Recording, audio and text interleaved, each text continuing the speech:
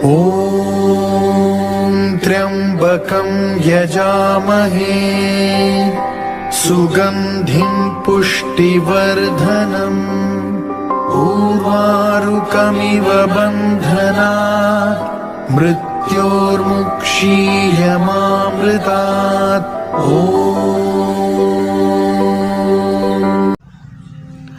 पदार्थ अनुवाद। यजते हैं हम त्र्यंबक को पक्क सुगंधिक उर्वारुक सम, छूटू मृत्यु के बंधन से अमृत से न कदापि।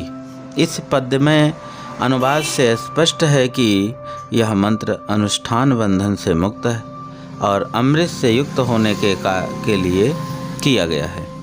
यहाँ उर आ रुक शब्द का प्रयोग हुआ है। इस उर्वारुक शब्द के 5 अर्थ हैं: खरबूजा, अमृत, दीप्त, प्राण और चक्षु।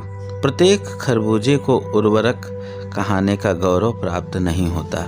जो खरबूजा अपने पूर्ण आकार को प्राप्त होकर पूरी तरह से पक जाता है, उसको उर्वारुक संज्ञा प्राप्त होती है, क्योंकि हम स्वयं बेल से बिलग हो जाते हैं और वह अमृत के समान गुणकारी हो जाता है। उसके सेवन से दीप्ति बढ़ती है, नेत्र ज्योति बढ़ती है, प्राण बल बढ़ता है। इस संदर्भ में एक कथा है। घटना कल्प के आरंभ की है। कथा शिवपुराण, हरिवंश पुराण, मार्कंडेय पुराण, देवी भागवत, महाभारत, पद्म पुराण और वायु पुराण आदि में विस्तार से वर्णित है। अंगिरा के पुत्र का नाम जीव था। वे कालांतर वे देवगुरु बृहस्पति कहलाए। महर्षि भृगु के पुत्र का नाम कवि था, जो कालांतर में दैत्य गुरु शुक्राचार्य के रूप में विख्यात हुए। भृगु और अंगिरा महर्षियों के बीच अगाध प्रेम भाव था। अंगिरा का गुरु आश्रम वैदिक ज्ञान का प्रमुख केंद्र था। फलतः महर्षि भृगु ने अपने पुत्र कवि को उनके आश्रम भेजा। कवि और जीव साथ साथ अध्ययन करने लगे। दीक्षा के पूर्व महर्षि अंगिरा ने निज पुत्र जीव को विशेष दीक्षा दी। उनका यह आचरण बालक कवि के मन में कांटे के समान चुभ गया। वह आश्रम छोड़कर विशेष ज्ञान की खोज में निकल पड़े। एक दिन वे महर्षि गौतम के आश्रम के पास चिंतित मुद्रा में बैठे थे। महर्षि गौतम ने उनसे उनकी चिंता का कारण पूछा। कवि विनम्र भाव से बोल पड़े, ऋषिवर, वह कौन सा विशेष ज्ञान है जो महर्षि अंगिरा ने निज पुत्र जीव को दिया और मुझे नहीं दिया? महर्षि गौतम ने उत्तर दिया, बस तुम्हारी शंका का समाधान केवल तीनों कालों के दृष्टा परमात्मा त्र्यंबकम ही कर सकते हैं, अर्थात शिव ही कर सकते हैं, महाकाल ही कर सकते हैं। दोस्तों, वीडियो के अंत तक बने रहें।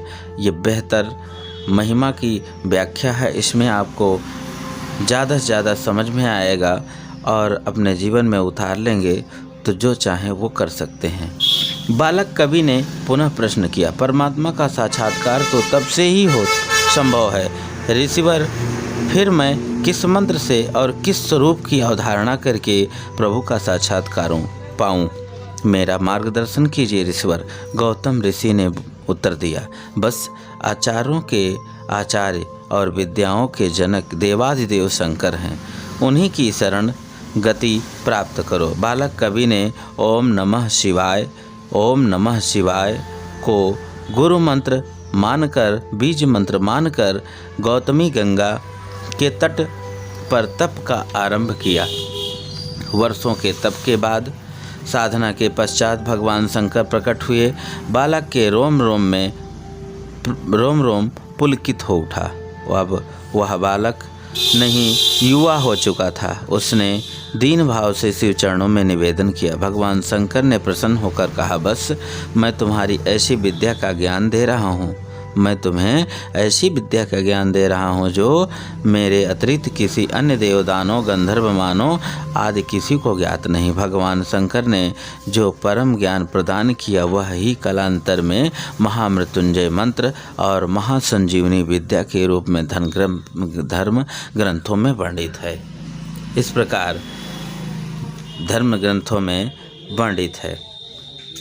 महामृत्युंजय मंत्र ओम त्र्यंबकं यजामहे सुगंधिं पुष्टिवर्धनम् उर्वारुकमिव बन्धनात् मृत्युर्मुच्छैर्नमामृतात्।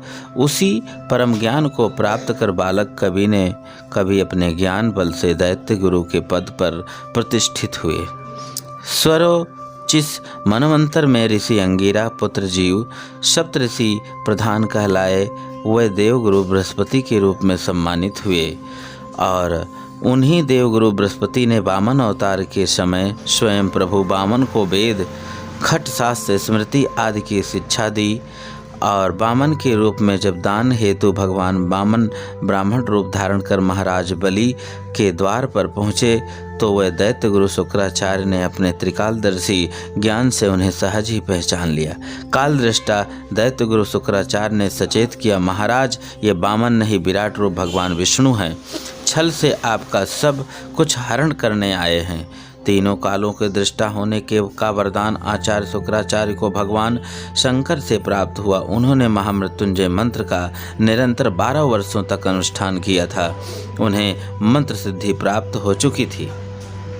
इस प्रकार देव गुरु बृहस्पति को महामृत्युंजय मंत्र की सिद्धि प्राप्त नहीं हो सकी थी। वे संजीवनी महासंजीवनी विद्या से भी वंचित रह गए थे।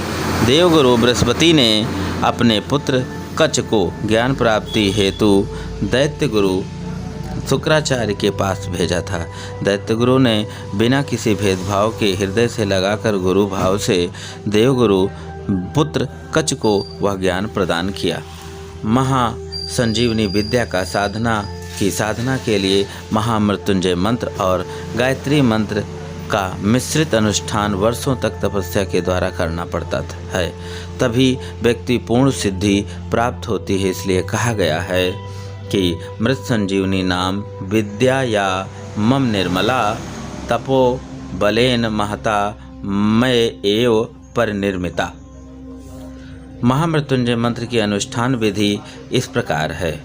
महामृत्युंजय मंत्र की साधना का समय सूर्यास्त के आधा घंटा पूर्व निर्धारित किया गया है। इस मंत्र साधना के साथ साथ सूर्योदय के आधा घंटा पूर्व गायत्री मंत्र की साधना अनिवार्य मानी गई है। वैसे ही इस मंत्र को सर्वकालीन सार्वभौमिक कहा गया है, अर्थात इस मंत्र का जप कहीं भी एवं कभी भी किया जा सकता है। महामृत्युंजय मंत्र का अपार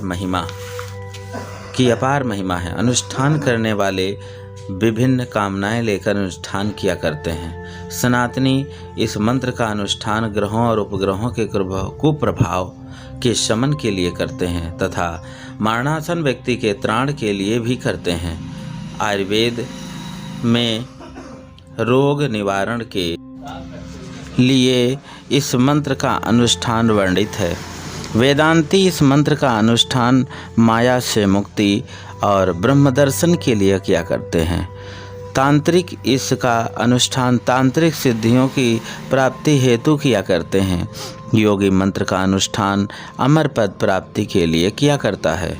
इस मंत्र के अनुष्ठान से मनुष्य को सुख की प्राप्ति, स्वास्थ्य एवं दीर्घायु की प्राप्ति, मन प्राण आनंदित होता है और प्राणी मोक्षमय अमृत तत्वों से संयुक्त रहता है। इसी कारण मंत्र के मृत्युर्मुच्छयि मामृतात् अर्धवाक्य में कामना की गई है कि मृत्यु बंधनात् मुच्छयि, मृत्यु के बंधन से मुच्छ अर्थात मुक्त हो जाऊं, अमृतात् अमृत से नहीं। अमृत दो शब्दों के मिश्रण से बना शब्द है। मृत नहीं जो कभी नहीं मरता। व्याख्या में कहा गया है मृतान निवर्तते मृत्यु, अर्थात अमृत से मृत्यु का निवारण होता है। पूर्ण आयु को जो प्राप्त करता है वही अमृत को प्राप्त करता है। या एव शतं वर्षाणि यो भूष्यासि भूयांसि जीवति सा है एवत एत द मामृप्रोति। जो 100 वर्षों और 100 वर्ष से अधिक स्वास्थ्य के साथ सुखपूर्वक जीता हुआ अमृत है। अमृतम वै प्राणः, प्राण का नाम अमृत है क्योंकि प्राण से ही मनुष्य बनता है। यद भेषजम तदमृतम, औषधि अमृत है क्योंकि वह रोग का निवारण करके मृत्यु से बचाती है। अमृतम हिरण्यम, स्वर्ण अमृत है क्योंकि स्वर्ण धन से आयु वृद्धि के साधन उपलब्ध होते हैं। इस प्रकार आदित्यो अमृतम, अग्निर अमृतम, वायुर अमृतम, सूर्य अमृत, अग्नि अमृत, वायु अमृत क्योंकि इनसे आयु स्वास्थ्य निरोगता का संपादन होता है। यद अमृतम तद ब्रह्म, जो अमृत है वह ब्रह्म है। ब्रह्म अमृत है क्योंकि वह ब्रह्म की प्राप्ति से मोक्ष को प्राप्त कर जन्म मरण से मुक्त हो जाता है।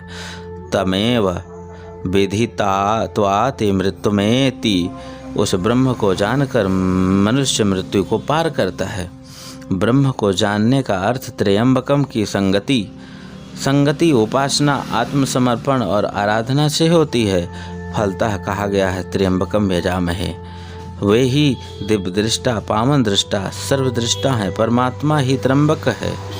मृत्यु से मुक्त और अमृत से युक्त के लिए त्र्यंबकम से तदात्म होकर प्रत्येक साधन को निरंतर ऐसी साधना करनी चाहिए जिससे उसके जीवन में त्रुटियों और अपूर्णताओं का पूर्तिकरण हो। प्रार्थना या मंत्र से प्रार्थी को प्रार्थी में पात्रता का संपादन होता है, शक्ति तथा क्षमता का संचार होता है और उसके प्रभाव से वह अपने अभीष्ट को प्राप्त कर लेता है। धन्यवाद मित्रों, नेक्स्ट वीडियो में आपको रुचिकर विषय के साथ मिलते हैं।